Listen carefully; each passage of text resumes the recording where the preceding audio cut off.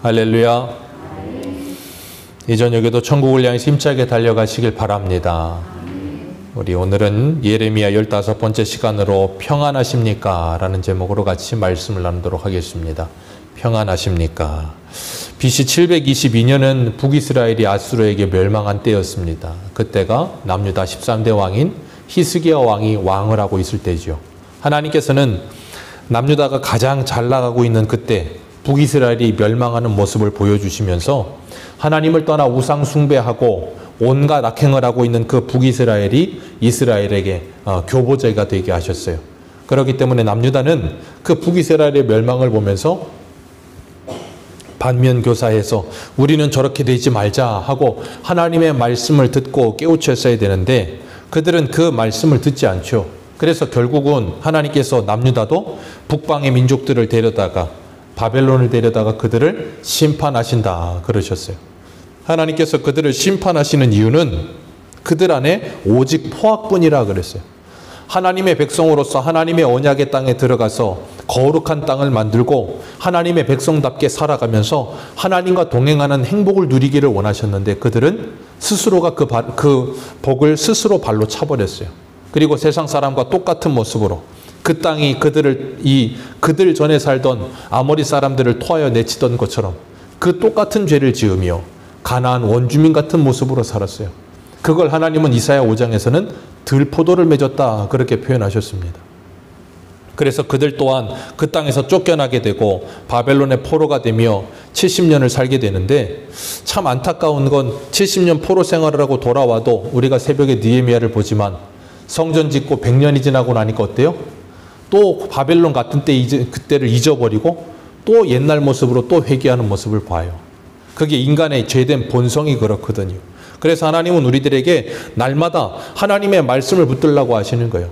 하나님께서 이스라엘 백성들에게 절기를 지켜라, 안식일을 지켜라, 수많은 율법을 지켜라 하신 이유는 그 율법 자체를 문자적으로 지키는 데 목적이 있잖아요. 그것을 지키면서 그들이 하나님의 백성답게 하나님의 마음을 품고 이 땅을 살아가게 되기를 원하셨던 거지 그 계명 하나를 지키고 지키지 않는 것에 하나님께서 연연하시는 분이 아니란 말이에요. 그런데 유대인들은 그것을 착각해서 뭐예요? 그 계명 지키는 데만 급급했어요. 그것만 지키면 자신들이 할 도리를 다 했다라고 착각을 한 거예요. 그러다 보니까 그들의 마음과 생각은 이미 어디로 가 있어요? 저 멀리로 가 있어요. 그냥 입술만 하나님을 부르고 있고 종교적 행위만 남아있는, 그래서 경건의 능력은 없고 모양만 남아있는 그런 모습이 이스라엘의 모습이었어요. 그래서 하나님께서 그들을 심판하시는데 사람 막대기 인생 채찍을 써서라도 하나님께서 그들을 때리신다 그랬습니다. 나라가 이렇게 영적으로 무너져 내리고 있으면 이 구약시대에는 제사장들이 있었으니까 선지자들과 함께 백성들을 책망하고 돌이키게 했어야 되는데 그 제사장과 선지자들은 뭐 했어요? 예레미야 5장 31절 같이 읽습니다. 5장 31절입니다. 시작. 선지자들은 거짓을 예언하며 제사장들은 자기 권력으로 다스리며 내 백성을 그것을 좋게 여기니 마지막에는 너희가 어찌하려느냐. 아멘. 선지자들은 거짓말하고 제사장들은 자기 권력만을 따지고 있고 그리고 사람들을 규합해서 자기 종을 만들고 있는데 사람들은 그걸 뭐 한다고요? 좋게 여겨요. 거짓말을 하고 자기 권력으로 자기 배만을 불리고 있는데 제사장들은 이 사람들은 그걸 좋게 여기고 그 이유가 이사야 29장 10절을 보면 하나님께서 그들의 눈을 감기어 버리셨다라고 표현을 하십니다. 선지자들과 선견자들의 눈을 가리워 버려서 그들이 보아야 될 것을 보지 못하는 거예요. 그래서 하나님의 말씀이 그 계시의 말씀이 그들에게는 봉한 책처럼 여겨졌다 그랬어요. 사무엘상을 보면 그때 하나님의 말씀이 희귀하여라는 표현이 나와요. 하나님께서 사무엘을 부르시는데 엘리 제사장과 함께 잠을 자다가 사무엘을 3번이나 부르는데도 엘리 제사장이 그것이 하나님의 음성이라는 걸 깨닫지 못해요. 그때 표현이 뭐라 그랬냐면 하나님의 말씀이 희귀하여 그랬어요. 왜요? 하나님의 말씀에 관심이 없어요. 하나님의 말씀하고는 동떨어진 삶을 삽니다. 그때가 언제예요? 사사기 마렵이에요. 각자 자기네 소견에 옳은 대로 행하고 하나님을 왕으로 섬기지 않을 때, 그렇기 때문에 하나님의 말씀에 관심이 없고 그 말씀을 들어도 그 말씀이 들리지가 않는 시대. 그러다 보니까 그 계시가 봉한 책처럼 닫혀있는 시대. 오늘날도 그런 시대를 살고 있는 사람들이 분명히 있다니까요. 하나님께서 우리들에게 열린 책을 주셨고 예수님이 계시록에 말하는 것처럼 이 봉한 책을 떼어서 열어주셨는데 우리 스스로 뭐예요? 자꾸 봉하죠. 임봉합니다. 아예 봉해서 이렇게 묶어놓고 펴질 않아. 그리고 주일만 되면 이렇게 툭툭 철고 후 한번 불어가지고 와서 한번 임봉한 걸 다시 열고 그랬다가 다시 또 봉하고. 성경을 봉하지 마시고 날마다 열어서 읽으시기를 축복합니다. 예레미야는 이 6장까지 봤는데 6장에서부터 52장까지 계속해서 일관되게 하나님께서 예레미야를 통해서 예루살렘의 멸망을 선포하십니다. 예레미야가 선지자로 40년 일하거든요. 40년 동안 예레미야가 한 말은 딱 하나밖에 없어요. 너희들은 망한다. 생각해 보세요. 세상에 좋은 말도 하루 이틀입니다. 근데 안 좋은 말만 주구장창하면 그 말을 좋아할 사람이 있을까요? 없을까요? 당연히 싫어하죠. 근데 예레미야에게는 하나님께서 그 말만 전하게 하시는 거예요. 그러니까 얼마나 힘들겠어요. 그런데 예레미야가 11절 말씀 같이 볼까요? 11절 같이 읽습니다. 시작.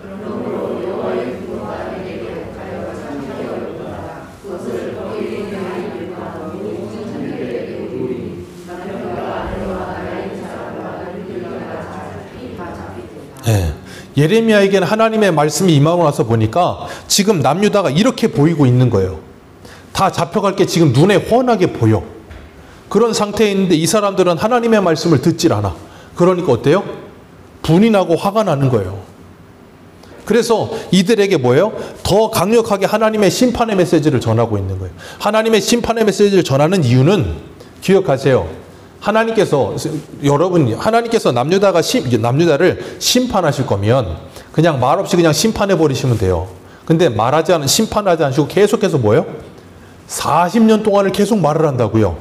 그럼 사람들은 어떤 생각을 해요? 우리 베드로후서 3장을 한번 보세요. 사람들은 계속 심판은 없고 말만 하면 이렇게 됩니다. 베드로후서 3장 보세요.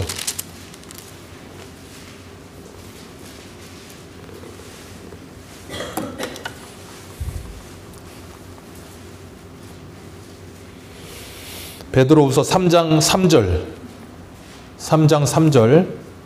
3절부터 5절까지 같이 읽겠습니다. 시작.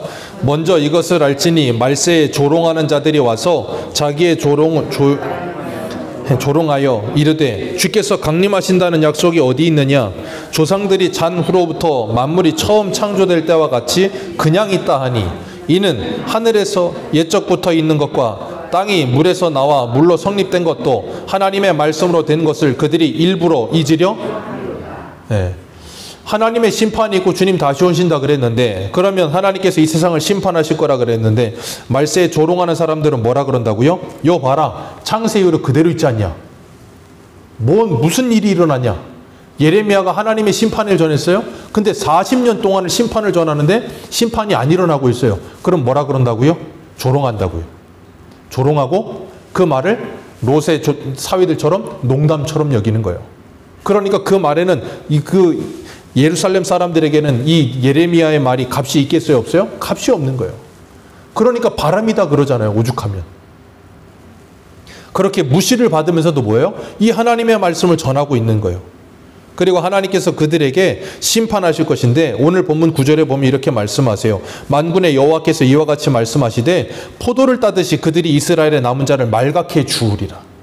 바벨론이 와서 이렇게 할 거라는 거예요. 완전히 짓밟아버리고 남은 자들도 하나 남김없이 다 뭐 할 거다? 주워갈 거다. 그러니까 솔로몬 성전은 회파되고 거기 남아있던 사람들은 다 어디로 끌려가요? 바벨론의 포로로 끌려가 버리고 남은 자가 없게 될 거라는 거예요. 근데 문제가 아니죠. 근데 참 감사한 건 9절의 중간에 뭐라 그러세요? 너는 포도 짜는 자처럼 내 손을 광주리에 자주자주 놀리라. 앞에는 바벨론이 와서 포도를 따듯이 그들을 다 말갛게 주워갈 건데 그 전에 너는 포도 따는 자처럼 내 손을 광주리에 자주자주 놀리라는 말은 뭐냐면 그 일이 있기 전에 너는 이 40년 동안 열심히 뭐 하라는 거예요? 하나님의 말씀을 열심히 전하라는 거예요. 그래서 그 중에 추수되어야 할 포도들이 있다면 추수되어서 구원받아야 될 백성들이 있다면 그들을 뭐 하라는 거예요? 찾아내어 구원하라 그 말이에요. 그러니까 이 하나님의 말씀은 예레미야에게는 있는 말씀이 아니라 오늘 우리들에게도 주어지는 하나님의 말씀이에요. 그래서 우리가 방금 전에 찾아 읽었던 베드로후서 3장 8절을 볼까요? 3장 8절, 9절, 우리 같이 한번 읽겠습니다. 시작. 사랑하는 자들아, 주께는 하루가 천년 같고 천년이 하루 같다는 이 한 가지를 잊지 말라. 주의 약속은 어떤 이들이 더디다고 생각하는 것 같이 더딘 것이 아니요 오직 주께서는 너희를 대하여 오래 참으사 아무도 멸망하지 아니하고 다 회개하기에 이르기를 원하시느니라. 아멘. 그래서 하나님께서 지금 뭐하고 계시는 거예요? 기다리고 계시는 거예요. 예레미야 선지자를 통해 40년 동안이나 하나님의 말씀을 전하시면서 기다리고 계시는 거예요. 그런데도 그들은 뭐예요? 그 말씀을 무시하고 돌이키지 않죠. 그래서 하나님의 심판을 받는 겁니다. 오늘날도 마찬가지예요. 하나님께서 기다리고 계세요. 회개하기를 기다리시는데 천년을 하루같이 기다리시는데 그들은 뭐 한다고요? 끝까지 그 말씀을 무시하고 돌아오지 않습니다. 그러다가 하나님의 심판을 받는 거예요. 그런 세상에 우리는 예레미야와 같이 뭐 하는 거예요? 하나님의 말씀을 전하는 거예요. 어떤 심정으로요? 11절의 심정으로. 여호와의 분노가 내게 가득하여. 이 무너져 내려가고 있는 이 세상을 바라보면서 여호와의 분노가 내게 가득하여 그들에게 하나님의 심판의 메시지를 전하는 거예요. 하나님의 심판의 메시지를 전하면 하나님께서 그 귀를 열어주신 사람들은 그 메시지가 심판의 말씀으로 들려짐과 동시에 뭘로 들리냐면 복음으로 들리는 거예요. 하나님의 심판의 메시지는 하나님의 택한 백성들에게는 심판의 메시지인 동시에 복음으로 들리는 줄 믿으시길 바랍니다. 그 말씀이 복음으로 들려서 나를 깨우고 나를 정신 차리게 하며 하나님께 더 가까이 나아가게 하는 하나님의 음성으로 들리는 거예요. 그런데 그렇지 않은 사람들에게는 그 말씀이 어떻게 들려요? 10절 마지막에 욕처럼 들려지는 거예요. 욕처럼. 그러니까 그 말씀이 좋겠어요? 싫겠어요? 당연히 싫은 거죠. 하나님의 말씀에 관심이 없어요. 들을 귀가 없는 겁니다. 그래서 10절에 뭐라 그랬습니까? 귀가 할례를 받지 못하였으므로 듣지 못하는도다. 들을 귀가 없어요. 아무리 하나님의 말씀을 전해도 우의독경입니다. 한 소리를 한 귀로 듣고 한 귀로 흘려버리는 거예요. 마치 어린 아이들과 같은 거예요. 부모들이 자녀들을 양육할 때 보면 자녀들이 뭔가를 해야 되는데 하지 않을 때가 있어요. 그럼 부모들이 뭐예요? 공부해라, 이거 해라, 저거 해라 그러면서 막 이야기합니다. 그럼 아이들은 다 그걸 뭘로 들어요? 잔소리로 듣습니다. 참 그런데 참 감사한 건 그 중에 천에 하나 만에 하나 그 중에 하나 어떤 놈들이 있냐면 들을 귀가 있는 애들이 있어요. 정말 신비하고 놀랍게도 하나님의 은혜로 들을 귀가 있는 애들이 있는 애들은 그 부모님의 말씀을 들어요. 듣고 뭐 하냐면 공부를 합니다. 근데 거의 999명은 안 합니다. 안 해요. 아무리 말을 해도 듣질 않아. 왜요? 그 말이 별로 그렇게 좋게 여겨지지가 않는 거예요. 그래서 우리 예레미야니까 예레미야 22장 21절을 한 군데 보겠습니다. 예레미야 22장 21절. 예레미야 22장 21절입니다.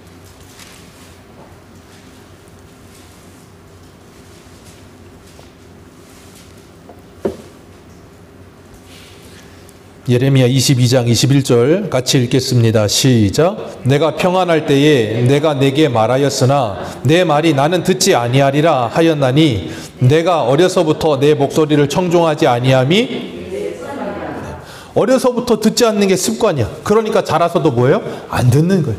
아무리 이야기를 해도 듣지를 않아. 부모의 충고와 그 경고의 말씀을 듣지 않고 나중에 가서 뭐예요? 후회하죠. 그때 공부할 걸. 예. 나랑 똑같이 공부했던 애들은 열심히 공부한 애들은 막 연봉이 이렇게 많아지는데 나는 아닌 걸 볼 때마다 후회합니다. 그때 엄마 말을 들을 걸. 그때 공부를 했어야 할 걸. 뭐 했어야 될 걸. 그러면서 어떤 신문 칼럼 보니까 어떤 할아버지가 죽을 때 껄껄껄 그러고 웃더래잖아요. 그때 뭘 할 걸, 어떻게 할 걸, 뭐 할 걸 막 후회하면서 껄껄거리고 죽었대요. 그 칼럼 보면서 얼마나 웃기든지. 하나님께서 우리들에게도 그런 날이 올 때 우리가 껄껄껄 될 게 아니라 기뻐하고 감사하며 찬송할 수 있는 우리 마지막이 되기를 축복합니다. 부모님의 말씀을 잘 듣고 순종하고 순종하는 자는 이 땅에서도 복을 받아요. 그런 것처럼 하나님께서 하나님의 말씀을 잘 듣고 그 말씀에 순종하는 자는 하나님께서 여호와를 경외하는 복을 받은 사람들에게 주시는 은총이 넘쳐나게 될 줄로 믿습니다. 기억하세요. 우리가 하나님을 경외하고 하나님의 말씀을 잘 듣는 마음을 갖는다는 건 복이에요. 그런 사람의 인생은 행복한 인생을 살 수가 있어요. 그런데 하나님의 말씀을 듣지 않는 사람들은 고생을 사서 합니다.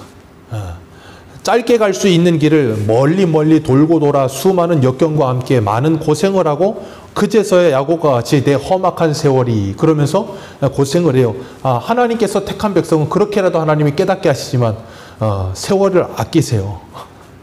괜히 고생할 필요 없잖아요. 짧게 갈 수 있는 거 괜히 돌아가면 얼마나 힘듭니까?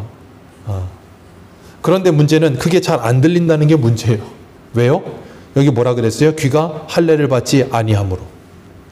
이게 가장 큰 난제예요. 귀가 할례를 받지 아니함으로. 말씀이 들리지 않아. 그러면 어떻게 돼요? 오늘날도 마찬가지입니다. 하나님의 말씀이 복음으로 들리지 않고요, 욕으로 들려요. 고린도전서의 말씀처럼 하나님의 말씀이신 생명의 보배로운 산돌이신 예수 그리스도가 거치는 돌, 부딪히는 반석처럼 여겨져요. 그러니까 어때요? 싫은 거예요. 그러니까 그 하나님을 멀리하고 싶은 거죠. 우리 한 군데만 보겠습니다. 이사야 29장 9절을 보겠습니다. 이사야 29장 9절.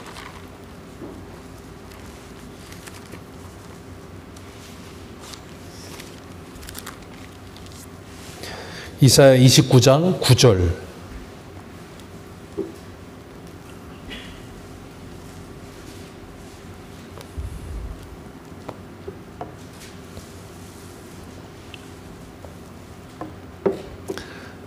이사야 29장 9절부터 11절까지 우리 같이 읽겠습니다. 시작. 너희는 놀라고 놀라라. 너희는 맹인이 되고 맹인이 되라. 그들이 취함이 포도주로 말미암음이 아니며 그들의 비틀거림이 독주로 말미암음이 아니니라. 대저 여호와께서 깊이 잠들게 하는 영을 너희에게 부어주사 너희의 눈을 감기셨으니 그가 선지자들과 너희의 지도자인 선견자들을 덮으셨음이라. 그러므로 모든 계시가 너희에게 봉한책의 말처럼 되었으니 그걸 아는 자에게 주며 이르기를 그대에게 청하노니 이를 읽으라 하면 그가 대답하기를 그것이 봉하여졌으니 나는 읽지 못하겠노라 할 것이요 그 책을 글 모르는 자에게 주며 이르기를 그대에게 청하노니 이를 읽으라 하면 그가 대답하기를 나는 글을 모른다 할 것이니라. 아멘. 하나님께서 그들의 눈을 감기어서 선견자와 선지자가 눈이 감겨버리고 나니까 뭐 한다고요? 하나님의 계시는 봉한책이 돼버리는 거예요. 그래서 그걸 깨달을 사람이 없는 거예요. 그걸 들을 사람도 없습니다. 깨달을 사람도 없고 들을 사람도 없다는 말은 바꿔 말하면 하나님의 말씀에 무관심하다는 거예요. 하나님의 말씀을 읽을 생각도 하지 않고 그 말씀을 귀 기울일 생각도 않아요. 그런데 하나님은 천지를 창조하실 때 뭘로 창조하셨습니까? 말씀으로 창조하셨어요. 하나님은 이 세상을 시작하실 때부터 말씀으로 시작하셔서 하나님의 사람들에게 끊임없이 말씀을 주십니다. 모세에게도 시내산에서 뭘 주셨어요? 말씀을 주셨습니다. 예수님은 이 땅에 오셔서 뭐 하셨어요? 하나님의 나라의 말씀을 가르치셨어요. 계시록에는 하나님께서 우리들에게 소아시아 7교회에게 뭘 주셨어요? 하나님의 말씀을 주셨습니다. 그러면서 뭐라 그러셨어요? 귀 있는 자는 성령이 교회들에게 하시는 말씀을 들을지어다. 창세기부터 계시록까지 하나님은 우리에게 뭘 하고 계신다고요? 말씀하고 계십니다. 다른 걸 하지 않으세요. 말씀하고 계세요. 그리고 그 말씀이 들려지는 사람들은 누구예요? 하나님의 택한 백성들. 그리고 그 말씀이 들려지는 그들은 그 말씀에 순종하여 계시록에 말씀하시는 것처럼 어린 양이 어디로 이끌든지 그리로 따라가는 사람들. 그런 자들을 뭐라 그래요? 이기는 자들이라는 표현을 하는 거예요. 예레미야에게도 이사야에게도 구약의 모든 선지자들에게도 하나님께서 하나님의 백성들에게 뭘 주세요? 말씀을 주고 계세요. 다른 거 주지 않으십니다. 예레미야도 40년 동안 말씀을 전했고요. 지금 바벨론에 먼저 끌려가 있는 에스겔도 거기서 환상을 받으면서 뭘 전했어요? 하나님의 말씀을 전하고 있어요. 그렇기 때문에 계시록 1장 3절이 이렇게 말해요. 이 예언의 말씀을 읽는 자와 듣는 자와 그 가운데 기록한 것을 지켜 행하는 자 복이 있다. 때가 가까움이니라. 말씀을 듣고 믿고 순종하는 거예요. 왜? 그걸 들었는데 믿어지는 거예요. 그리고 하나님이 어떤 분이신지 정말 믿어지는 거예요. 그러니까 뭐예요? 그 말에 권위가 생기는 거예요. 제가 늘 말씀드리잖아요. 똑같은 말도 누가 하느냐에 따라서 전혀 다른 무게감이 있다니까요. 내가 이 듣는 말씀이 하나님의 말씀이라는 게 정말로 믿어지면 그 말씀을 두렵고 떨림으로 지켜내며 살아간다니까요. 그게 바로 하나님의 백성들이 받은 복이에요. 우리가 이걸 복이라고 생각하지 않고 이걸 욕이라고 생각하는 이유는 하나님에 대한 하나님과 대척점에 서 있고 하나님을 사랑하지 않기 때문에 그런 거예요. 그렇기 때문에 하나님께서 그들에게 뭐하라 그러는 거예요? 회개하고 돌이켜서 하나님께 돌아오라는 거예요. 그러면 이 하나님의 말씀은 우리에게 어떻게 들린다고요? 복음으로 들려요. 세상에서도 조금 생각이 있는 사람, 그리고 그런 표현 쓰잖아요. 될 놈 됨, 될 놈 되리라 그러나? 뭐 그런 게 있대요. 될 놈은 된다. 안 될 놈은 안 되고 될 놈은 무조건 된다는 거예요. 예. 그러면서 하는 게 뭐냐면 그 될 놈들은 어때요? 사람들이 무슨 말을 하면 자기들의 상사들이 자기들에게 무슨 말을 하든지 뭘 지적을 하고 뭘 하면 충고하고 지적을 하면 그걸 가지고 자신을 바꿔요. 근데 안 될 놈들은 상사들이 뭘 하고 그러면 꼰대라고 욕을 하고 그들하고 대거리하고 그들과 싸우지 자기를 바꿀 생각은 일도 하지 않아. 그러니까 될 사람은 뭘 해도 됩니다. 상사가 잔소리를 해도 그 잔소리를 자기 걸로 만들어서 바꾸는 인생이 되고요. 안 될 사람은 뭘 해도 안 되는 거예요. 성도는 될 놈이에요. 될 놈 되리라서 하나님이 말씀하시면 무슨 말씀을 하시든 그걸 말씀을 듣고 소화하여 하나님의 말씀에 순종하는 길로 가고 하나님의 영광을 위해 나를 변화시키는 삶을 사는 거예요. 그게 어떻게 가능해요? 성령이 내 안에 계시니까 가능한 거예요. 성령이 내 안에 안 계시면 그게 욕으로 들린다니까. 욕으로 들리고 화가 나고 짜증이 나는 거예요. 그러니까 어떻게 해요? 내가 바뀔 생각은 하지 못하고 화만 나는 거예요. 욕이 되니까. 그러니까 그 예레미야의 고향 사람인 아나도 사람들은 뭐라 그럽니까? 너 그 말하면 죽여버리겠다는 거예요. 돌 들고. 오늘 우리들은 하나님의 말씀이 우리에게 들려질 때 정말 그 말씀을 통해 내가 변화되고 계십니까? 아니면 베드로의 설교를 들을 때 사람들이 우리가 어찌할꼬 그러는데 스데반 설교를 들을 때는 뭐라 그래요? 이를 갈잖아요. 이를. 우리는 하나님의 말씀을 욕으로 듣고 계십니까? 복으로 듣고 계십니까? 분명히 같은 말씀을 들어도 누구는 그걸 복으로 듣고요. 누구는 그걸 욕으로 들어요. 오늘 11절에 우리 11절 같이 한번 읽습니다. 오늘 11절입니다. 시작.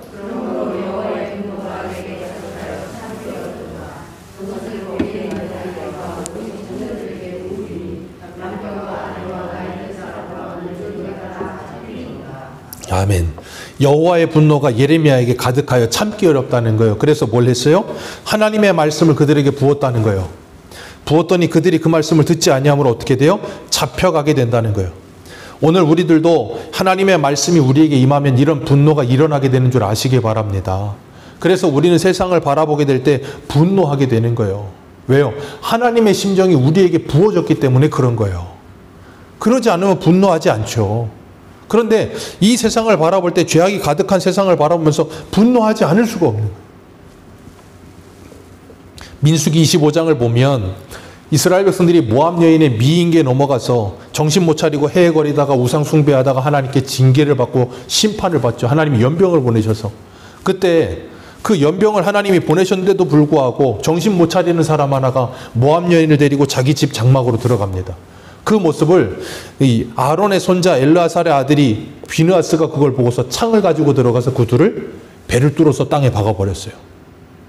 그랬더니 하나님께서 뭐라 그러셨냐면 하나님의 질투심으로 질투하여 이스라엘 자손 중에서 내 도를 돌이켜 내 질투심으로 그들을 소멸하지 않게 하였노라. 비느하스가 하나님의 질투하심으로 그 일을 하여 하나님의 진노를 그치게 해주셨다는 거예요. 그래서 하나님께서 그에게 평화의 언약을 주시잖아요. 비느하스에게. 그런 질투심이, 그런 분노함이, 그런 거룩한 분노가 성도들에게 있는가 하는 거예요. 세상이 악해져 가고 있고 점점점 세상이 무너져 내리고 있는 모습을 보면서 안타까 여기는 마음과 함께 분노하는 마음이 우리에게 있는가. 하나님의 말씀을 아무리 전해도 듣지 않는 그들을 바라보며 그 분노하는 마음이 있는가. 새벽에 느헤미야가 그 유다의 민장과 귀족들이 하나님의 말씀을 들으면서도 그거 말씀을 우습게 여기고 하나님을 경외하지 않는 모습을 보면서 분노하잖아요. 우리가 우리 가정 그리고 우리 교회 정말 하나님께서 우리를 오늘 새벽 느헤미야의 말씀처럼 문지기로 세우셨어요. 우리가 그것에서 거룩한 분노를 가지고 우리 가정을 지키고 교회를 지키며 이 나라가 하나님의 나라가 되도록 지켜야 되는 거예요. 그런 의미에서 우리가 한참 예전에 차별금지법 이야기가 나왔을 때 엄청나게 교회들이 들고 일어났던 이유 중에 하나가 거기 있는 거예요. 그런 분명한 목적과 의도를 가지고 가야지 그냥 누가 가자 그런다고 그냥 아무 생각 없이 가면 안 되는 거예요. 하나님께서 우리들에게 이 나라가 하나님의 나라가 되도록 우리를 세우셔서 이 나라를 위해 기도하게 하시고 이 나라를 우리에게 지키라고 말씀하세요. 그러면서 12절 말씀 같이 읽겠습니다. 시작. 내가 그 땅 주민에게 내 손을 펼 것인즉 그들의 집과 밭과 아내와 아멘. 자, 신명기에서 하나님께서 이 말씀 주셨어요. 파지 아니한 우물과 짓지 아니한 집과 너희들이 파종하지 아니한 포도원과 감람원을 너희들에게 주리라. 하나님이 그 말씀 주셨거든요. 그 말은 뭐예요? 가나안 땅에서 얻는 모든 것은 하나님이 너희들에게 은혜를 주시는 것이라는 거예요. 그러면 은혜로 받은 것을 가지고 뭐 하면 돼요? 하나님께 감사하면 돼요. 근데 호세아에 보면 그들이 뭐라 그래요? 하나님이 주신 것을 가지고 호세아한테 가서 제물로 드린다 그러잖아요. 그러고 있으니까 하나님께서 13절에 이는 그들이 가장 작은 자로부터 큰 자까지 다 뭐하여 탐욕을 부리며 선지자로부터 제사장까지 다 거짓을 뭐한다? 거짓을 행한다. 그 탐욕과 탐심이 가득한 그들, 그래서 하나님께서 그들의 소유를 다 뭐하리라? 이전하리라. 인간은 그 탐욕 때문에 망하는 겁니다. 욕심이 잉태한 즉 죄를 낳고 죄가 장성한 즉 사망을 낳는 거예요. 돈을 사랑함이 일만하게 뿌리가 되는 겁니다. 인간의 욕망이 그 인간의 그 탐욕이 곧 탐심은 곧 우상 숭배라고 말씀하세요. 거기에서 벗어나지 않으면 우리는 우리의 인생이 자유를 누릴 수가 없어. 그래서 하나님께서 예수 그리스도를 통해 구원하신 하나님의 백성들에게는 누구를 보내셨어요? 성령을 보내셔서 그 보혜사 성령께서 우리와 함께 하시면서 우리를 뭐 하세요? 도와주시는 거예요. 뭘 도와주십니까? 우리를 하나님의 모든 진리의 말씀으로 인도해 가시면서 그 진리의 말씀을 통하여 우리가 이 세상을 바라보며 내 인생을 바라보며 내가 이 땅에서 어떤 존재로 살아야 되는지를 바로 가르치셔서 우리로 하여금 하늘의 지혜를 가지고 이 땅을 믿음으로 살게 하시는 거예요. 그리고 나면 탐욕이 사라지고 성령으로 충만함을 누리며 사는 거예요. 그러고 나면 우리에게 그 예레미야 2장에 말씀하시는 것처럼 우리가 생수에 근원된 하나님을 떠나버리고 스스로 웅덩이를 팠는데 그건 무슨 웅덩이라? 터진 웅덩이라. 그 웅덩이가 채워지지 않는데 성령이 찾아오시면 그 웅덩이가 채워지는 거예요. 충만해지는 거예요. 그리고 나면 뭐예요? 진리 가운데를 인도하셔서 그 진리가 우리를 자유하게 하시는 거예요. 그러니까 우리가 잊지 마셔야 될 건 자유라는 건 뭐냐면 내가 해도 하지 않아도 아무런 거리낌이 없을 때 자유로워지는 거예요. 나는 자유로워 이걸 할 수 있어 라고 말을 하면서 그걸 하는 건 자유가 아니에요. 할 수도 있어야 되지만 안 해도 아무런 이상이 없어야 되고 아무런 거리낌이 없어야 그게 자유예요. 그때 자유를 누리는 거예요. 그러니까 우리가 이 세상에 주신 것들이 하나님이 나에게 주신 것이며 그 모든 것을 가지고 우리의 믿음과 하나님의 영광을 위해 사용하라는 것이 정말로 믿어지게 되면 그것으로부터 우리는 뭐하냐면 자유로워지기 시작해요. 그걸 또 다른 표현으로는 초월한다는 표현을 쓰기도 해요. 이 세상의 것들을 초월해 살기 시작하는 거예요. 그리고 나면 그걸 어떻게 해요? 올바르게 사용할 줄 알게 되는 거예요. 그때 거기에 눌리지 않고. 그런데 이들은 그걸 누리질 못해. 하나님이 주셨는데 다 주셨는데 누리질 못하고 스스로 그 탐욕에 뭘 하고 있어요? 종노릇하고 있어. 그러니까 하나님이 그 모든 걸 다 뭐 한다고요? 다 빼앗아 버리는 거예요. 기억하십시오. 우리가 돈에 종노릇하며 종의 노예가 되어 살잖아요. 하나님의 택한 백성이라면 하나님이 그걸 다 빼앗아 갑니다. 왜냐하면 그걸 내버려 두면 그 사람이 죽어요. 그래서 하나님이 그걸 다 뺏어가요. 다 뺏어가면 어떻게 되는 줄 아세요? 그제서야 정신을 차리게 돼요.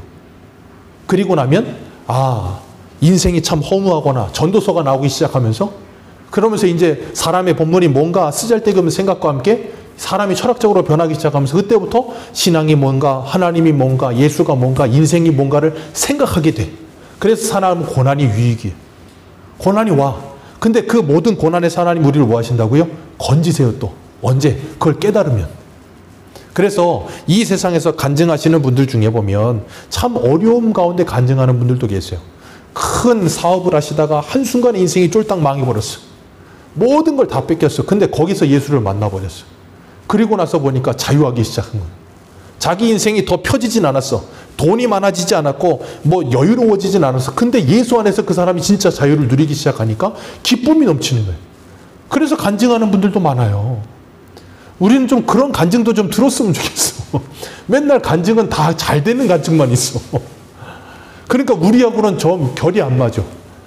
만에 한 명 잘 되는 사람 한 명이 있는데 그 한 명이 와서 간증을 하니 9,999명이 적응이 안 되고 잘 그게 이 감동이 안 와. 그러니까 뭐예요? 다 욕망에 사로잡혀서 나도 저렇게 만들어 주옵소서가 되는 거예요. 그리고 다 하나님 붙들고 멱살 붙들고 나도 저렇게 만들어내라고 그러니 하나님 얼마나 힘들겠어요. 깨달아야 될 건 깨닫지 못하고 알아야 될 건 알지 못하며 오히려 욕망에 사로잡혀 버리니 우리가 얼마든지 교회 다니면서 그 욕망에 사로잡혀서 탐욕에 사로잡혀서 하나님의 이름을 부르고 있을 수 있다니까요.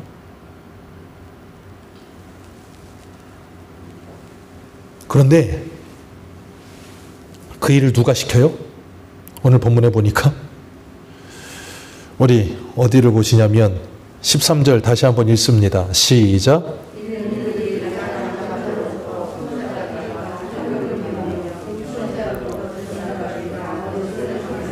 네, 사람들은 어린애들부터 큰 사람까지 다 탐욕으로 완전히 그냥 사로잡혀 있고 거기에 선지자들과 제사장들은 다 뭘 한다고요? 거짓으로 행해요. 그래서 선지자들은 5장 31절에 거짓으로 예언하고 제사장들은 자기 권력으로 다스리니 백성들이 그것에 어떻게 하다고요? 딱 맞는 거예요. 왜? 자기들의 탐욕과 자기들의 욕망을 부추겨 주잖아. 이렇게 하면 잘 된다. 그러니까 백성들이 우리로 거기 따라가는 거예요. 이렇게 살고 이렇게 뭐 선불 11조를 하고 이렇게 봉사하고 저렇게 하면 하나님이 복 주시고 하나님이 이 세상에서 뭐라 그래야 돼? 뭐 잘 먹고 잘 살게 하고 자녀들은 형통하며 자녀들은 다 잘 되고 머리가 되며 꼬리가 되지 않고 근데 난 맨날 꼬리고 그런데 거기에 자꾸 사람들은 걸려 넘어가고 미끼에 물고 미끼에 끌려 들어가서 자꾸 더 끌려가고 스러워.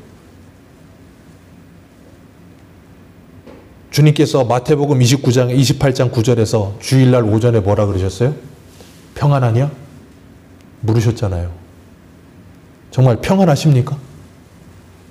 예수 믿고 평안하십니까? 예수 믿고 평강하십니까? 진짜 안식이 있습니까? 이 거짓말에 속아서 14절 같이 읽습니다. 14절입니다. 시작.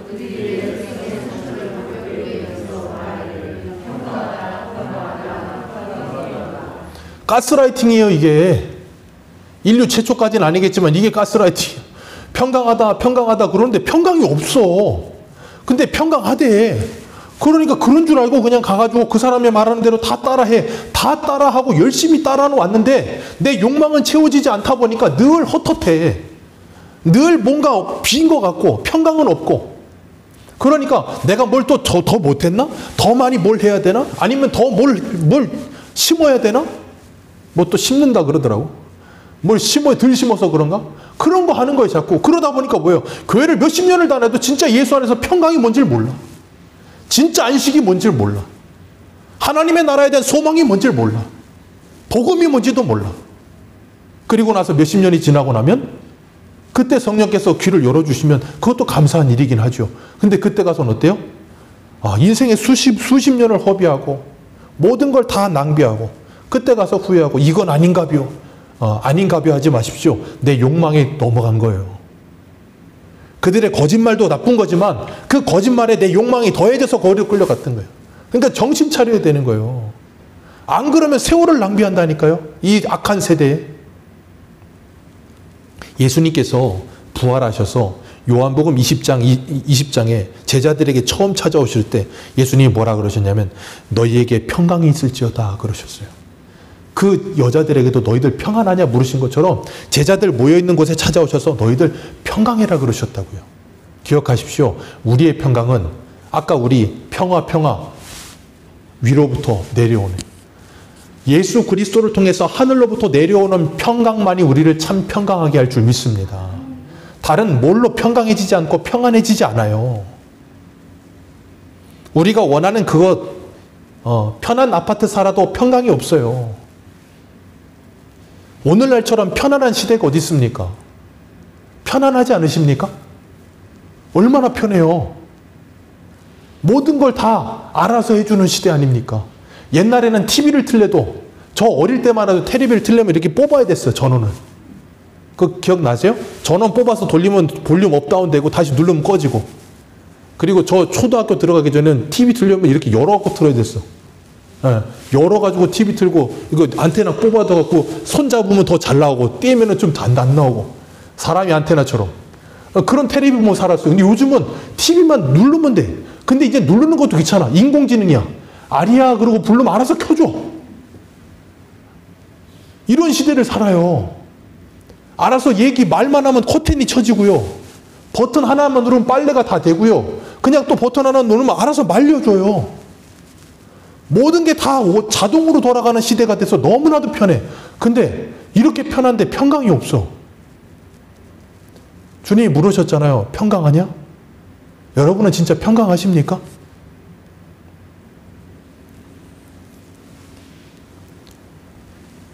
우리가 이런 거짓말에서 벗어나서 정말 성령께서 우리에게 오시면 이 귀가 할례를 받아서 들을 귀가 생겨나는 거예요. 그때 되면, 그래서 사도행전에 가면 제자들이 성령을 받고 나니까 어떻게 돼요?